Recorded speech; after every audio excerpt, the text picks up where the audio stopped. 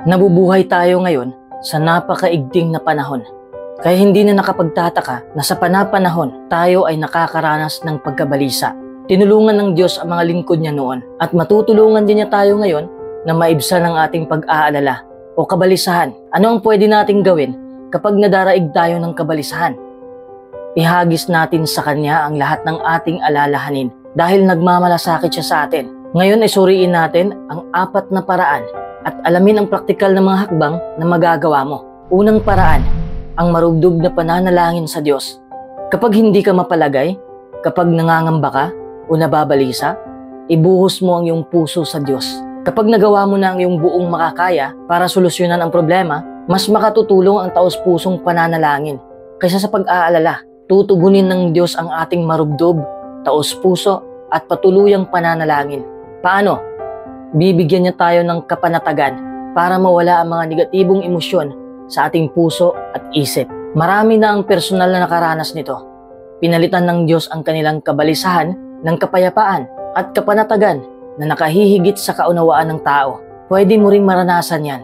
Madaraig ng kapayapaan ng Diyos ang anumang hamon na hinaharap mo. Ikalawang paraan, ang pagbabasa ng mga teksto sa Biblia at pagbubulay-bulay sa mga yon.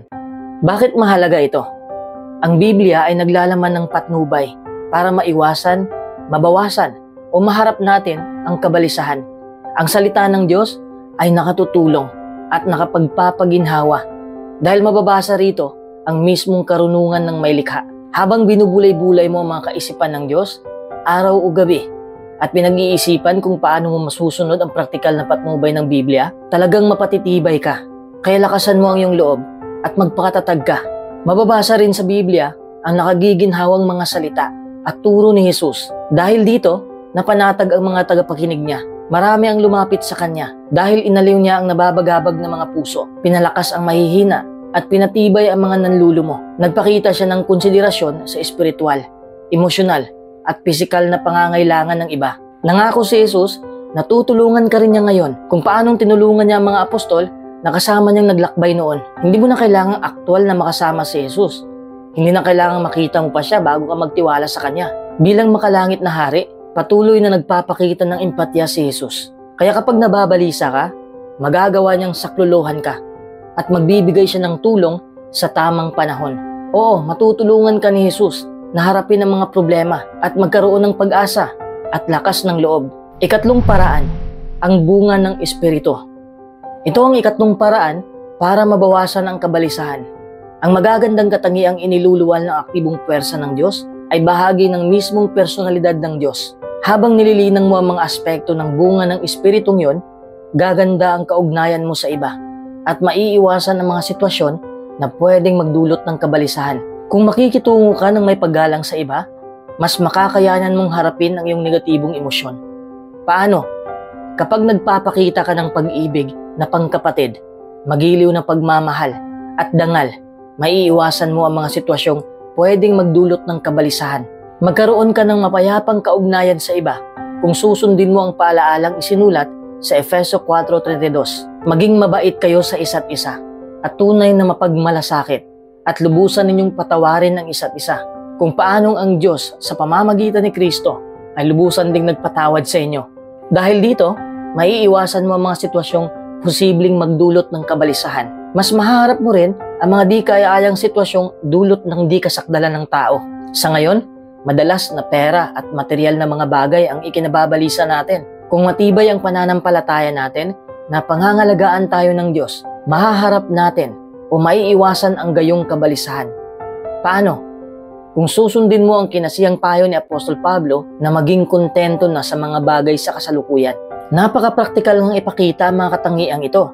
Dahil dito, maiiwasan mo ang mga pagkilos na magdudulot sa iyo ng kabalisahan at ang mapait na saloobin at galit at puot at hiyawan at mapang-abusong pananalita. Kailangan ang kapakumbabaan para magpasailalim sa mga pangyarihang kamay ng Diyos at maihagis sa Kanya ang lahat ng kabalisahan mo.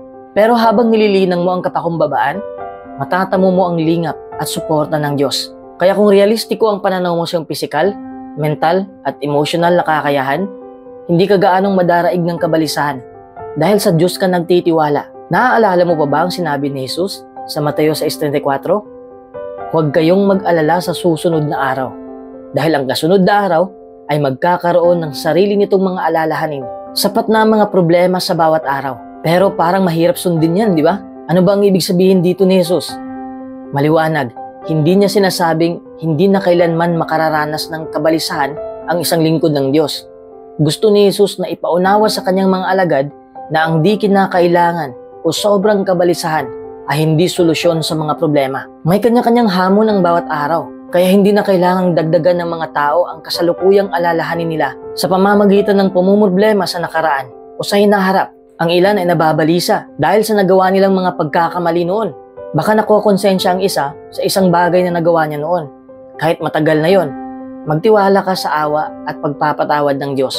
Baka nababalisa ka tungkol sa kasalukuyan, pero huwag mong hayaang sirain ng kabalisahan ang pagtitiwala mo sa Diyos. Ipanalangin mo ang mga problema mo, pero mahalaga ring gumawa ka ng praktikal na mga hakbang para harapin ang ugat ng iyong kabalisahan. Sa halip na magpadaig ka sa kabalisahan, gumawa ka ng mga hakbang para maharap ang sitwasyon. At pagkatapos, ipaubaya mo na sa mga kamay ng Diyos ang mga bagay-bagay. Kung puproblemahin mo ang posibleng mangyari sa hinaharap, magdudulot ito ng di kinakailangang kabalisahan. Pero hindi ka dapat mabalisa sa mga bagay na hindi pa naman nangyayari. Bakit?